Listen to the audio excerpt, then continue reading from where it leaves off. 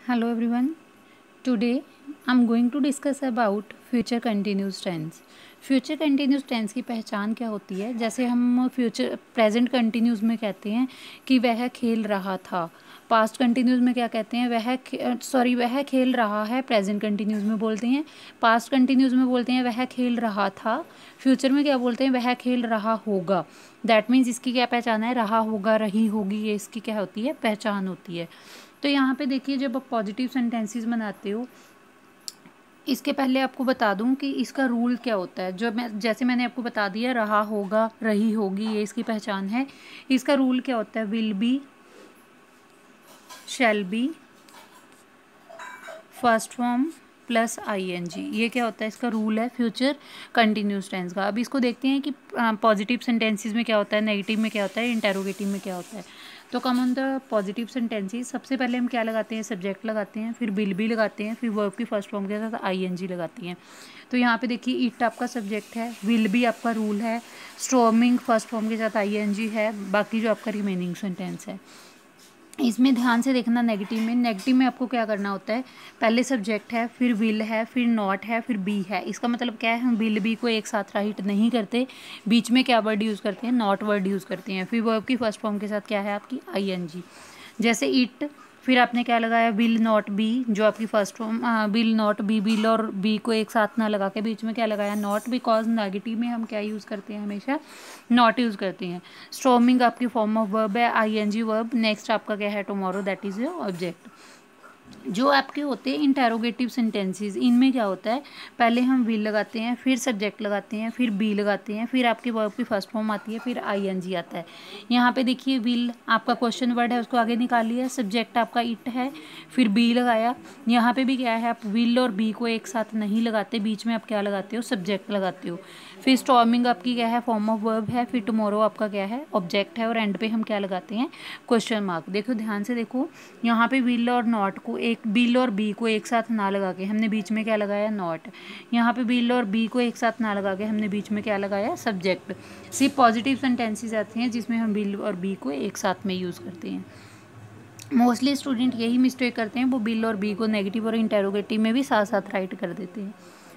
तो आगे देखिए, चलती है। जैसे कि मैंने आपको बताया है कि इसमें हम क्या यूज़ करते हैं? शैल बी और विल भी यूज़ करती हैं। जैसे कि मैंने आपको पहले वीडियो में ही बताया है कि अब शैल का यूज़ पूरी तरह से ओमिट हो चुका है। वैसे नॉर्मली क्या होता था? आई, यू, वी, दे, इनके साथ हम क्या लगाते थे? शैल लगाते थे। बाकी जो ही शीट रह जाता था, इसके साथ हम क्या लगाते थे? विल लगाते थे। लेकिन अब क्या है? I, you, he, she, it, you, we, they, जो भी है उन सबके साथ हम क्या यूज़ करते हैं? विल यूज़ करते हैं।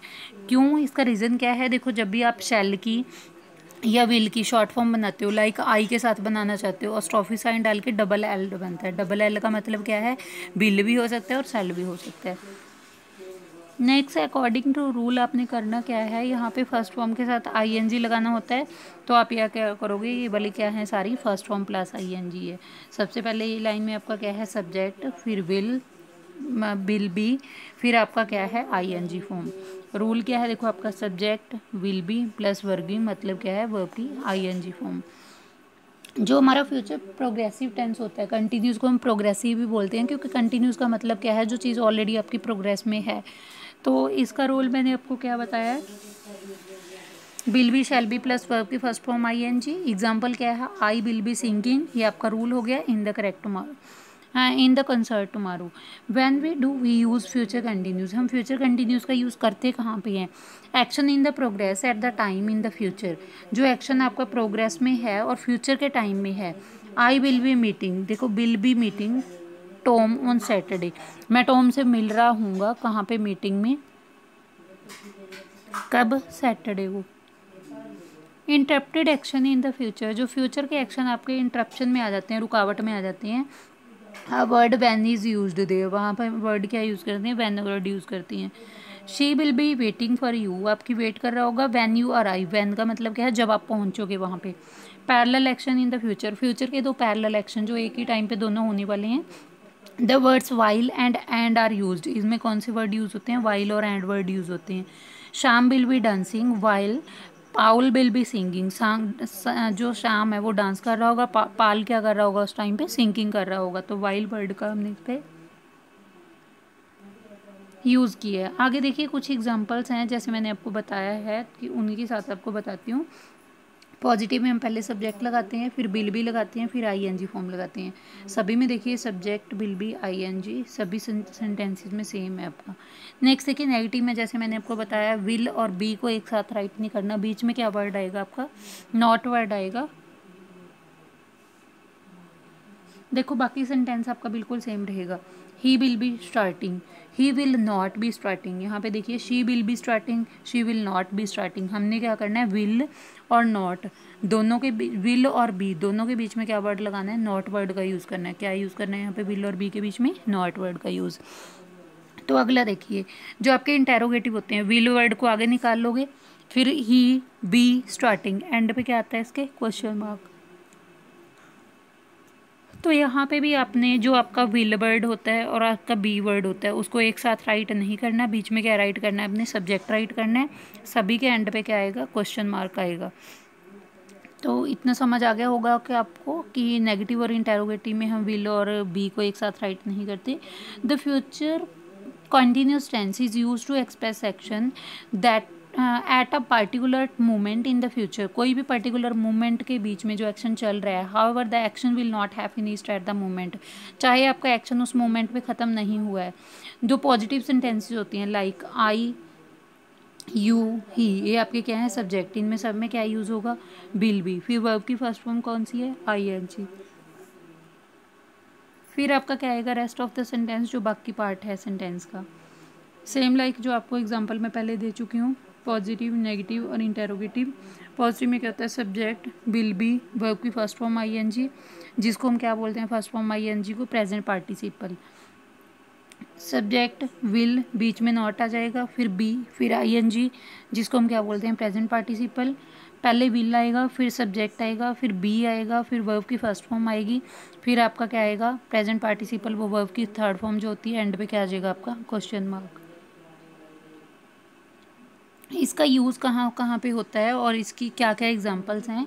टू डिस्क्राइब, यहाँ पे देखिए थोड़ा जूम कर लेते हैं। To describe interrupted action in the future, जो फ्यूचर के इंटरप्टेड एक्शन है, जहाँ पे कोई इंटरप्शन आ जाती है, रुकावट आ जाती है। व्हेन यू कम टुमारो, जब आप कल आओगे, they will be playing tennis, वो टेनिस खेल रहे होंगे। To express action in the process at the specific time in the future, जो प्रोसेस में है, प्रोग्रेस में है एक्शन, और स्पेसिफिक टाइम फ्यूचर के, लाइक एट 12 o'clock टुमारो, ये आपका क्या है, स्पेसिफिक टाइम है।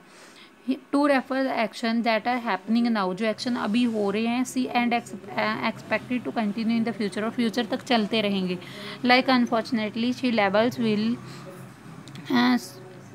Levels will still rising in 20 years. तो अभी एक्शन क्या है आपका, 20 ईयर्स एक्शन में है। To ask a question politely about the future, जब हम पोलाइटली वे से किसी से क्वेश्चन पूछते हैं फ्यूचर के बारे में, like will you be bringing your friend to the party tonight, हम किसी से पूछ रहे हैं कि फ्यूचर में आप अपने फ्रेंड को पार्टी में लेके आओगे, तो यहाँ पे क्या है, पोलाइट एक्शन है।